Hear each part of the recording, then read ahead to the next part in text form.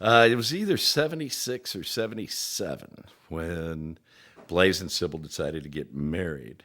Glenn and I presided over the marriage. He and I held the broom, and they jumped the broom, and then the celebration started. It's a mountain tradition, basically. When they had the journeyman preachers that would only get around about every 6 months, when a couple wanted to get married, they would often didn't want to wait until the preacher got there because it would be months before he could get there.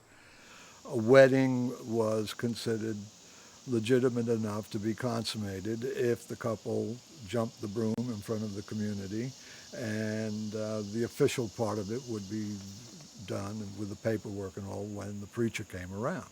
But I think the thing that was so wonderful about it is, it was just the feeling that was there and sort of how everyone wanted this to happen. And so we got a broom out, and with all due ceremony, reverent and irreverent as well, Blaze and Sybil jumped the broom together. And were then considered among their friends as married. But it was never formalized to my knowledge, other than that. We were married. I think one could say that's true, Sybil felt that her parents weren't going to deal with her well. It was going to be tough enough with Blaze, but it weren't going to deal with her well if he didn't convert to Judaism. The letter that my father wrote to Deputy was really a plea for him to consider converting to Judaism.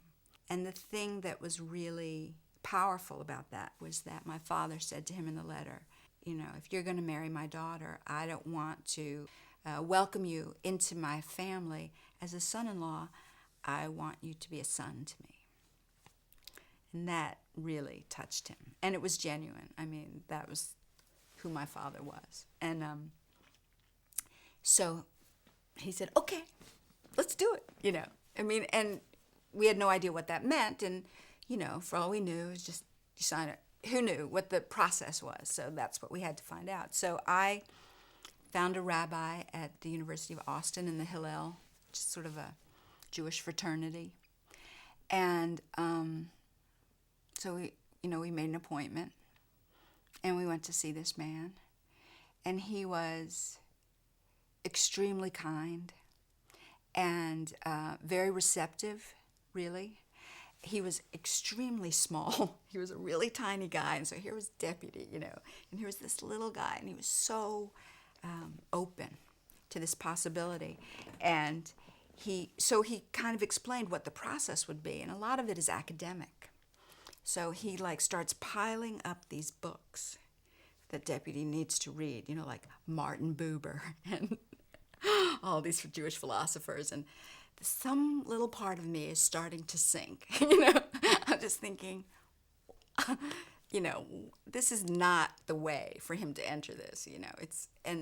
But Deputy was right there, and picked up the books. And so then the rabbi says to us, well, let's go out to have breakfast together.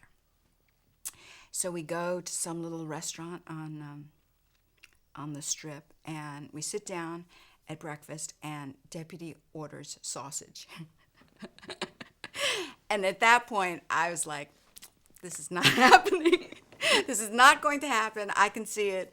Let's just let this one go. Although I know they did go through some classes. They did go through some classes for Blaze converting to Judaism. The Blaze at this period decided he wanted to write a Jewish folk song.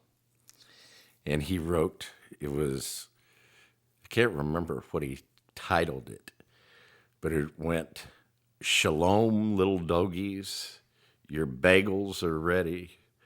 There's fresh lox and cream cheese if you want it too. Hanukkah, Hanukkah, Hanukkah, Hanukkah, Hanukkah, Hanukkah, Merry Christmas to you. That was his Jewish, that was as much as I remember of his Jewish folk song that he wrote. He also came up with an idea. He wanted to do a kosher fast food place where the theme would be Have It Yahweh. which which I thought was which I thought was pretty good.